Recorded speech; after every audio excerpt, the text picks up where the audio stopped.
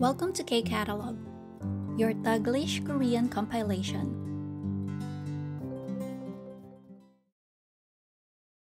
KIIP Level 2 Unit 5, let's start with Vocabulary and Grammar 1.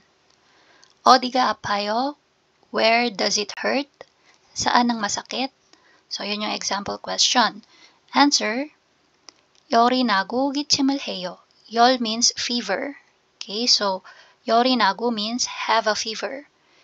기침을 해요. 기침 means cough. So, to cough, no? Or coughing. Pag-ubo. Yan. So, 열이 나다, have a fever. 콧물이 나다. So, if you can see, may sipon. Okay? Runny nose. 머리가 아프다, headache.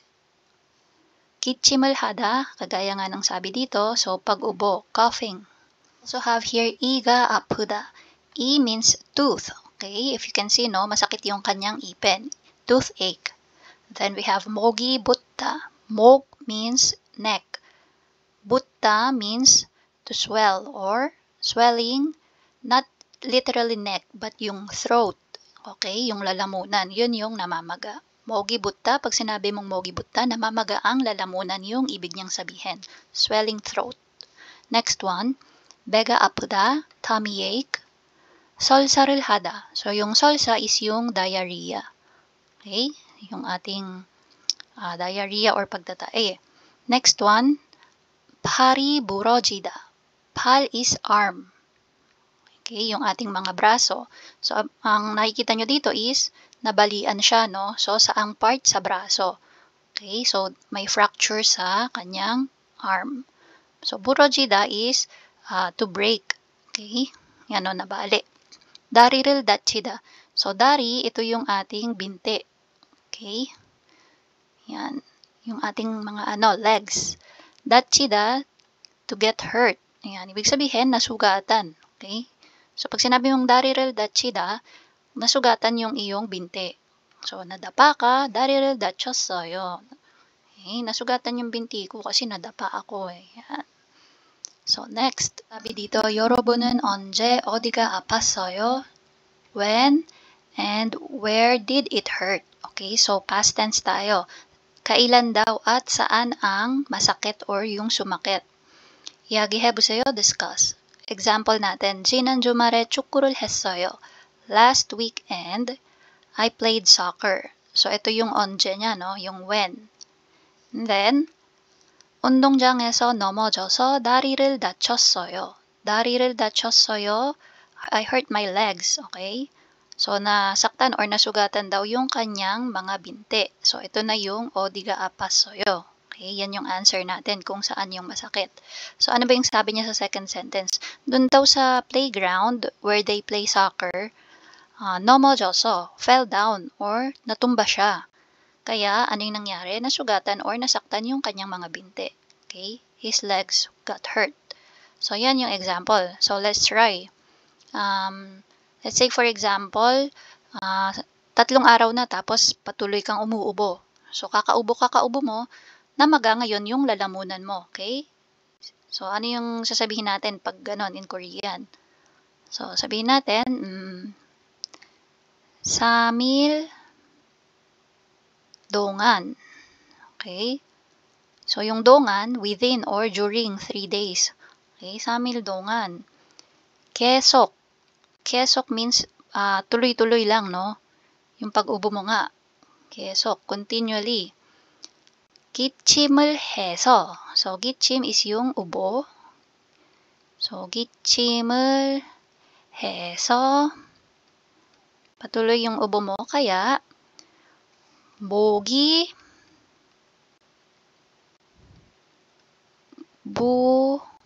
부었어요.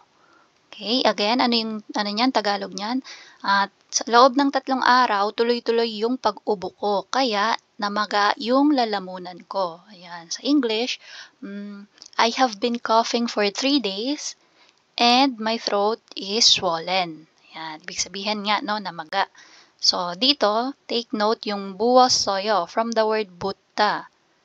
Okay, so ang nangyari, drop si shiyot batchim, nawala din siya, no? And tsaka dinagdag si ossoyo para maging past tense. So again, 삼일 동안 계속 기침을 해서 목이 부었어요. So 3 araw na tuloy-tuloy akong umuubo kaya namaga yung lalamunan ko. Again, in English, I have been coughing for 3 days and my throat got swollen. Yan. So punta tayo sa next. So first grammar natin for level 2 unit 5, 동사 or 형용사, verb or adjective plus 음연 or 면. So ang sabi dito, 앞 내용이 뒷 내용의 조건이나 가정이 될 때 사용해요. So isa-isahin natin. Use when your first statement, 앞 내용, becomes the condition, the condition or reason for your following statement. So again, anong sabi nun? Use when your first statement becomes the condition or reason for your following statement. Kapag daw yung una mong sinabi ay magiging kondisyon or rason para dun sa kasunod mong sasabihin. Yan yung explanation dyan. So sa English, para di tayo mahirapan, yung 음연 or myon, ang katumbas niya is if. Okay? Sa Tagalog, kung. Or, pwede ding kapag.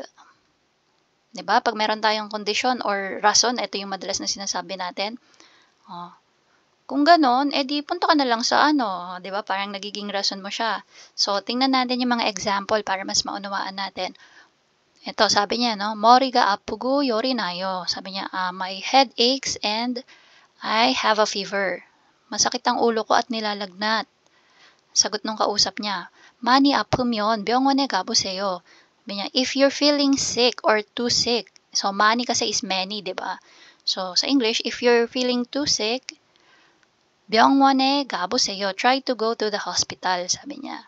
So if sa tingin mo hindi masyadong maganda yung pakiramdam, or hindi maganda talaga yung pakiramdam mo, try mong pumunta na ng hospital. Yan yung sabi niya. So tingnan natin yung ginamit niya, 아프다. So 아프다 is adjective. Okay? Sick, may sakit. So, drop the, and then, wala siyang batchim. Okay? Kaya, ang indinagdag sa kanya is myon. Yan. So, ibig sabihin yan, if you're sick. Dahil sinabi niyang money, if you're feeling too sick, yun yung ibig sabihin nun. If masyadong masakit, or if hindi talaga masyadong maganda yung pakiramdam mo, yun yung gusto niya sabihin, no? Then, try mong pumunta ng ospital. Another example, 가족들이 한국에 오면 뭐 하고 싶어요? So, sabi niya, if your family comes to Korea, what do you want to do? Okay? Kung ang pamilya mo ay dadating sa Korea, ano ang gusto mong gawin? Okay? Sabi niya, 같이 제주도에 가고 싶어요. Ay, gusto kong pumunta sa Jeju Island, kasama sila, 같이, together. I want to go to Jeju Island with them. 시간이 있으면 밥 먹을까요? If you have time, shall we eat? Yan. So, kung may time ka, or kapag may oras ka, gusto mong kumain tayo? Okay? Next, 방학을 하면 고향에 가서 부모님을 만날 거예요. So, 방학 is yung bakasyon, no? So, usually, saan ginagawa yan? Sa school. Okay? Kapag bakasyon na sa school nyo, or pwede din naman sa trabaho din, kung meron kayong bakasyon doon. 고향에 가서, so punta daw siya sa province niya, para i-meet yung kanyang magulang. 부모님을 만날 거예요. I will meet my parents. So, sabi niya dyan, kapag bakasyon na daw, okay, again, yung myon is kapag or kung. Kung bakasyon na or kapag bakasyon na, pupunta ako ng probinsya at kikitain ko yung mga magulang ko. Okay?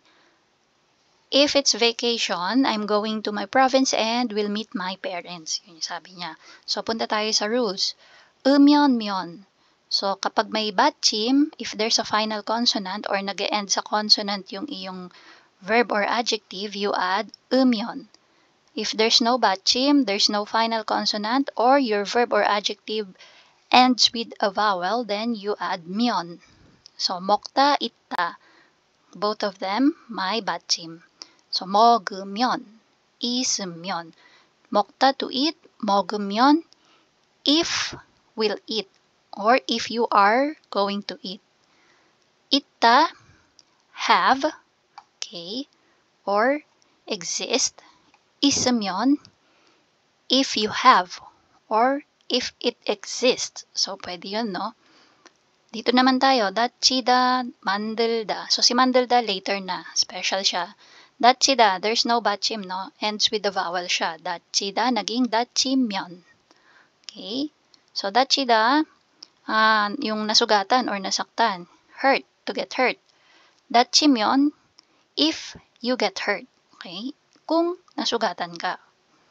Okay. 만들다. So, si 만들다, ang nangyari is real 받침. So, we just add 면. 만들면.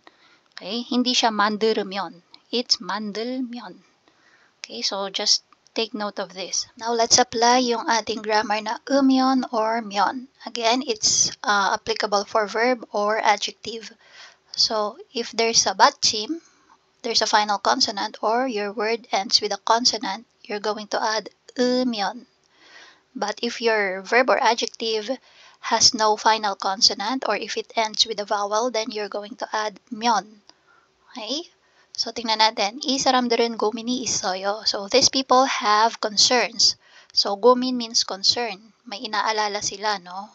Based sa kanilang mga picture, ano yung mga inaalala nila?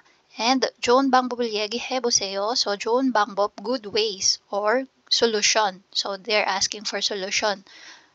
Paano ma-resolve yung kanilang concern? So, tingnan natin example. Dito, coughing siya, no? Muubo siya. Sabi, 어제부터 기침을 계속하다. 계속 means continuously. Okay? Tuloy-tuloy yung pag-ubo daw niya. So, simula kahapon, 어제부터. Since yesterday, 기침을, the cough, 계속하다. So, persistent or walang patid nga yung kanyang pag-ubo. So, ginawa niya, tinransform niya into statement. So, yung 하다, naging 해요. 어제부터 기침을 계속해요. I keep on coughing since yesterday. Okay? Simula kahapon, tuloy-tuloy yung pag-ubo ko. Yan yung sabi niya. So, ayun yung concern. Now, for the solution, ano yung sinabi sa solution natin? 기침을 계속하면 따뜻한 차를 마셔보세요. So, 따뜻한 차를 마시다. 마시다 to drink. 따뜻한 차, warm tea. Okay? So, yung mainit na tsaa. Tapos, ano yung ginawa? 기침을 계속하면. Dito siya nag-start, no? 기침을 계속하면. So, ito yan. 기침을 계속하다. Ginawa niya yung hada. Ginawa niya ng 하면. Okay? So, in-apply na si 으면 or 면 na grammar. Tapos, dinugtungan niya ng 따뜻한 차를. So, si 마시다, ginawa niyang, dinagdagan niya ng a or o or he boda na grammar. So, if maalala nyo tong grammar na to, we have this grammar. It means try to. Okay? So, from to drink, it becomes try to drink. Okay? So, subukan mo na uminom ng mainit na tsaa. So, ibig sabihin niya dito, 기침을 계속하면 따뜻한 차를 마셔보세요. kung 하면, okay? Kung tuloy-tuloy ang pag-ubo mo, subukan mong uminom ng mainit na tsaa. Okay? If you're coughing persistently or if you keep on coughing, try to drink a warm tea. Okay? Yun yung sabi niya. Again, yung grammar na to, it means if. Okay? Sa English. Sa atin naman sa Tagalog, kung. Yan. Sige, try nating sagutan yung 1, 2, and 3. So, dito ko na siya isusulat. Number 1, dun muna tayo sa statement natin. So, 요즘 배가 많이 나오다. Gagawin natin siyang statement. So, 요즘 배가 많이 나와요. Okay? 요즘 배가 많이 나와요. Okay? These days, okay, my belly keeps on coming out or keeps on protruding. Lumalabas daw yung or lumalaki yung tiyan niya sa mga nagdaang araw. So, ano yung solution natin? So, gagayahin lang natin yung format, no? Dito, hindi niya na sinabi yung time, yung 어제부터, hindi niya na nilagay dito, no? So, tayo din, Hindi na natin lalagay yung yojum. Start with bega mani nauda tayo. So, bega mani naumyon. Bega mani. So, from nauda, magiging, so drop mo si da. So, nag-end sa vowel or there's no final consonant. Kaya, myon yung i-add natin. So, bega mani naumyon. And then, yung solution. 자전거를 타다. So, si tada magiging ta boda. Okay? And si boda, tinransform pa siya to useyo-seyo form. Okay? Since we are suggesting a solution, then we will use useyo-seyo form sa ending. So, bega mani naumyon, 자전거를 타보세요. Okay? So, kung lumalaki yung tiyan mo, subukan mong magbisikleta. Yun yung sabi niya. Okay? If your belly keeps coming out, try to ride a bicycle. Okay?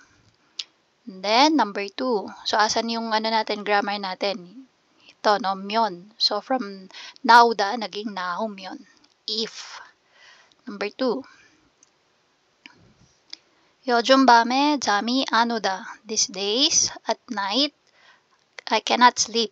Okay? Hindi ako makatulog sa gabi. Itong mga nagdaang araw.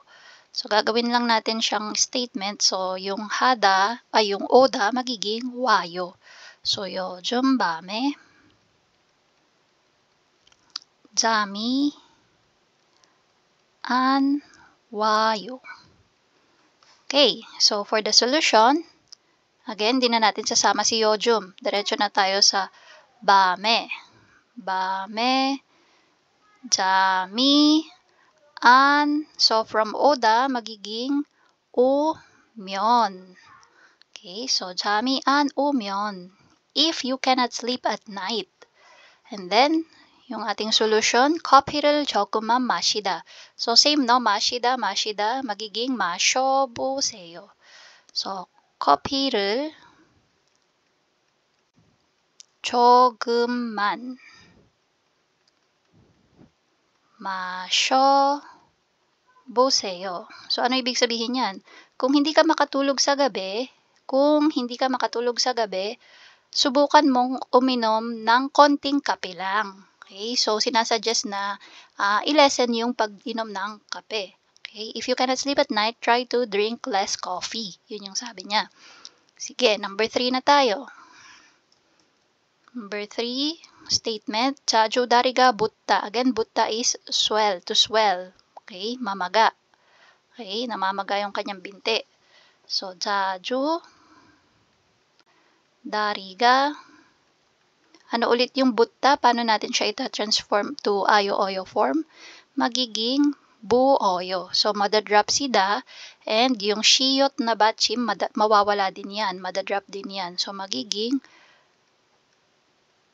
buoyo na lang siya. So, 자주 다리가 buoyo. Okay? Again, ibig sabihin yan, namamaga. So, 자주 means often. Madalas. Okay? Madalas na mamaga yung aking binti. Yun yung sabi niya. So, solution, 다리가.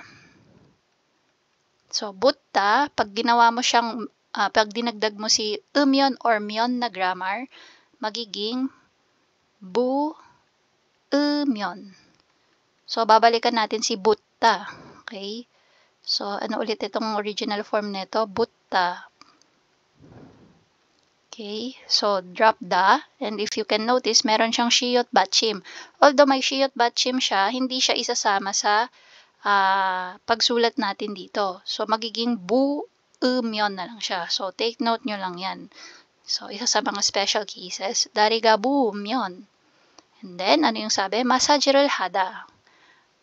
마사지를 해보세요. Okay, try to massage. Okay, try doing a massage or try massaging it. Alin yung iyong binti. Kung namamaga ang paa mo or ang binti mo, subukan mong masahihin. Okay, if your legs are swelling, try massaging it. Yun yung sabi niya. So, yan yung ating 1, 2, and 3. So, again sana nasundan nyo. So, yung ginawa natin, dito natin in-apply yung myon or umyon na grammar. Dito sa problem, sa kanilang concern. Okay? Tapos, nung ginawa natin yun, nung sinabi na natin yung solution. Okay? Bega, mani, now, myon. Okay? So, if lumalabas yung tiyan mo or malaki na yung tiyan mo, subukan mong magbisikleta, di ba? If or kung sa Tagalog. Sige, number 2. 여러분은 어떻게 할 거예요? So, kayo naman daw, given this condition, okay, paano daw ang gagawin mo? Okay? So, number 1 condition, letter A natin, A, B, C condition. 한국어를 잘하면 뭐 하고 싶어요? So, if you are good in Korean language, what do you want to do? Kung magaling ka na daw sa Korean language, ano ang gusto mong gawin? So, sabi natin, dito ko isulat, no, A. Kunyari ako, no, paano ko umpisahan yung aking statement? So, start ako dito, 한국어를 잘하면. Yan. So, 한국어를 잘하면. Pasensya na sa sulat, Okay, so, 한국어를 잘하면, kung magaling ako sa Korean language, gusto ko ituro ko din yon sa iba. Okay? 다른 사람에게. So, 다른 사람에게. To other people. 한국어를, since yung question is 하고 싶어요, so dapat ang sagot ko din is nag-end sa 하고 싶어요. So, ano daw ang gusto kong gawin? So, 한국어를 가르치고 싶어요. Ayan, anong sabi ko dyan? Kung ako ay magaling sa Korean language, gusto kong magturo ng Korean language sa ibang tao. Okay? So, if I'm good in Korean language, then I want to teach the Korean language to other people. Okay, next, letter B. 가족들이 한국에 오면 뭐 할 거예요? So, if your family comes to Korea, what will you do? Kung ang pamilya mo ay dadating sa Korea, ano ang gagawin mo? Okay, so letter B. Dito natin sulat, letter B. Sundan nyo, no? Medyo magulo lang yung ating notes, pero kung nasusundan nyo naman, okay na yon. So, kung darating daw sa Korea ang aking pamilya, anong gagawin ko? So, ako, sabihin ko, maglilibot-libot kami sa loob ng syudad. Okay, so mag-start ako sa 가족들이 한국에 오면. Okay, so 가족들이 한국에 오면. Okay. 시내, again yung 시내 is within the city, sa loob ng syudad. 시내 구경 할 거예요. Okay? So, yung question is, 뭐 할 거예요? So, nag-end ako sa 할 거예요 din. So, sabi ko dyan, kung darating ang pamilya ko sa Korea, maglilibot kami sa loob ng syudad. Okay? So, gugyong is yung magsa-sightseeing or maglilibot-libot. If my family comes to Korea, we're going to roam around the city or in the city. Sige, letter C na tayo. So, dito ko nasulat yung letter C. 돈이 많으면 뭘 사고 싶어요? If you have a lot of money, what do you want to buy? Yan. Kung mayroon kang maraming pera, ano ang gusto mong bilhin? So, example ulit, 돈이 많으면. If I have a lot of money, 돈이 많으면. Kung marami akong pera, so, bibili ako ng bahay muna, syempre. So, 집을 사고 싶어요. Okay? Again, yung question is, 뭘 사고 싶어요? Kaya nag-end din ako sa 사고 싶어요. Yan. So, that's our 음연 or myon na grammar. Again, if sa English, sa Tagalog, kung. So, I hope nasundan nyo yung ating mga ginawang example or mga pagsagot. And that's it. If you find this video helpful, please hit the like, share, and subscribe button. So I still hope to see you in the upcoming videos, and again, thanks for watching.